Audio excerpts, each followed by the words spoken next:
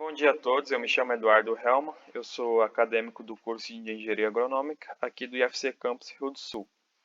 E hoje eu vou estar falando um pouco sobre o monitoramento da Phyllocopteruta olivora, ou conhecido como acro da falsa ferrugem, um inseto praga da cultura de citros. Então, iniciando com a introdução, só para a gente poder ter um pouco do conhecimento da produção de citros no Brasil. O Brasil ele é o maior exportador mundial de suco de laranja, onde o estado paulista é responsável por cerca de 80% da produção nacional de laranja e 98% das exportações brasileiras de suco concentrado da fruta. Então, são colhidas anualmente no país mais de 18 milhões de toneladas de laranja, isso corresponde a cerca de 30% da safra mundial dessa fruta. Então, o acro da falsa ferrugem, o Phyllocopteruta olivora, ele é uma das principais pragas dos citros, sendo a grande responsável por grande parte dos ingredientes ativos na citricultura brasileira.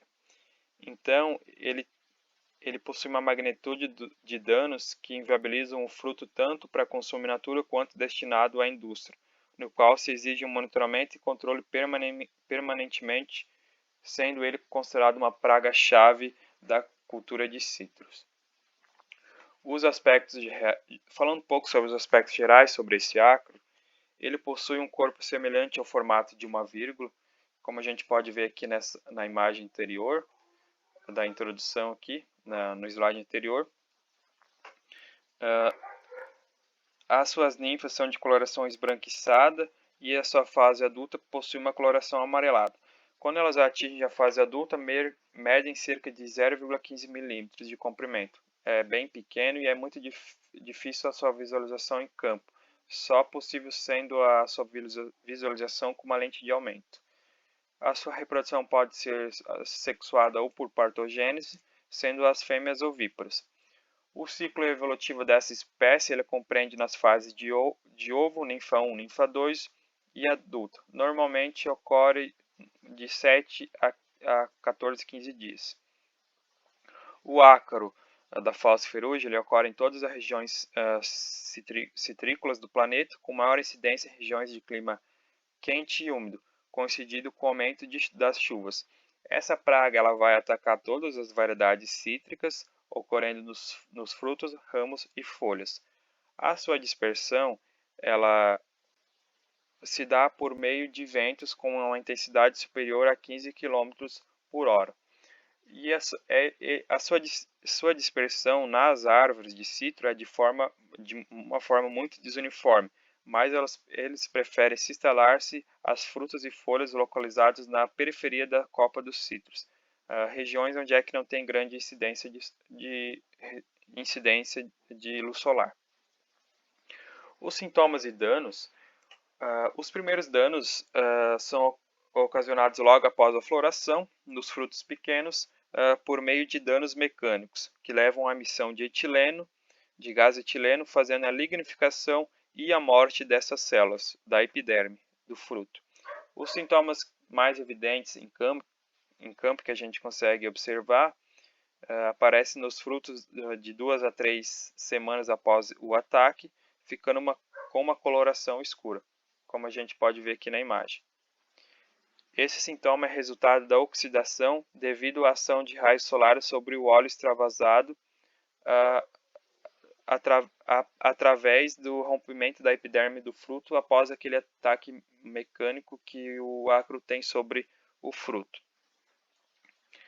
Nas folhas jovens, ao invadir as folhas, o acro da falsa ferrugem ele produz uma mancha de forma irregular e de cor escura, que se localiza na superfície inferior e nas bordas, e também ele ocasiona uma redução da capacidade fotossintética dessas plantas, das folhas.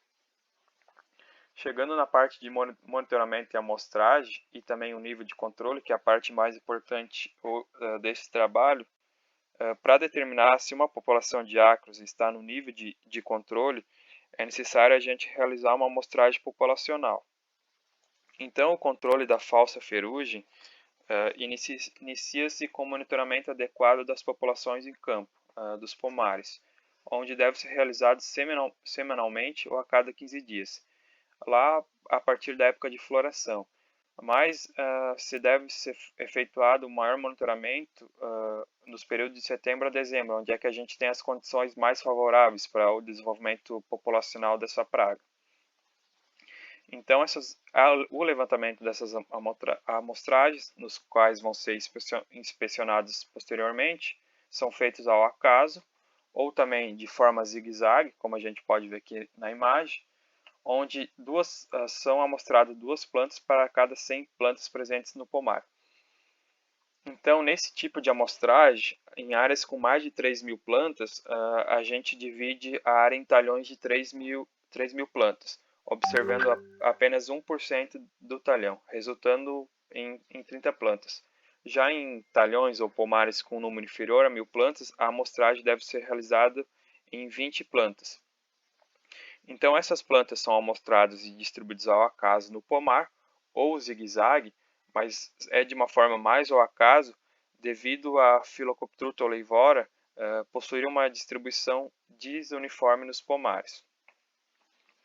Mas possui uma obrigatoriedade na amostragem sobre as plantas escolhidas, que o órgão vegetal amostrado, tanto a folha como o fruto, ele deve ser na região periférica da copa da planta, como é aqui na imagem que a gente consegue observar, sempre na região periférica, nunca na parte basal ou na parte do topo da planta. Isso é devido ao acro da falsa ferrugem ele se instalar sobre as folhas e frutos na região com uma baixa intensidade de radiação solar. Então ele prefere regiões de condições de meia sombra, o que vai favorecer o seu desenvolvimento do acro. Então de cada planta deve ser amostrada 3 frutos ou 6 folhas na ausência dos frutos, sendo que tanto as folhas como os frutos eles devem ser amostrados na periferia da copa das plantas, como eu falei anteriormente. Então a gente utiliza-se uma lente de aumento vezes 10 com campo visual fixo de 1 cm² para ser feito essa identificação dos acros, né? Então, para a inspeção da área em frutos, ele deve possuir no mínimo 1,5 cm até a sua fase de maturação. Então, esse é o período mais adequado para o monitoramento nos frutos. Então, já na ausência de frutos, a gente analisa as folhas com estado de desenvolvimento semi-maduras. Nos frutos selecionados para amostragem, deve ser feito apenas uma visada, com auxílio dessa lente de aumento, na região lateral, que é essa região aqui, onde ela está identificada com um quadrado.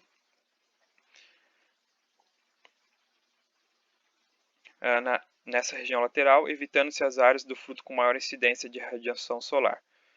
Já no caso das folhas, as visadas devem ser feitas na parte superior e superior das folhas, sendo uma visada na margem esquerda e na margem direita da nervura central. Aqui, nesse caso, é feito da parte inferior da folha.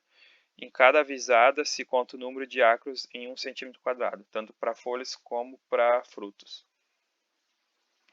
Então, a partir dessa amostragem, que é feita a verificação da densidade populacional desse acro na cultura dos citros, a tomada de decisão do controle químico ou biológico ela deve ser feita quando a população da praga atinge o NC, que é o nível de controle. Então, o nível de ação ao levantamento convencional deve ser, de forma geral, de 30% de frutos ou folhas com 5 acros por centímetro². Mas o nível de ação, o nível de controle, ele varia conforme a que forma o citrus é destinado comercialmente. Então, quando a gente fala frutos destinados a mercado, que seria in natura, 10%, o nível de ação deve ser 10% de frutos ou folhas apresentando 20 acros por centímetro². E quando o fruto é destinado para a indústria, deve ser 10% de frutos ou folhas apresentando 20 acros por centímetros². Após esse nível de controle, são adotadas estratégias de controle, com utilização de acaricidas ou entre outros inseticidas. Então, esse seria o meu trabalho sobre o monitoramento da Phyllocoptruta oleivora, que é a praga da cultura dos citros.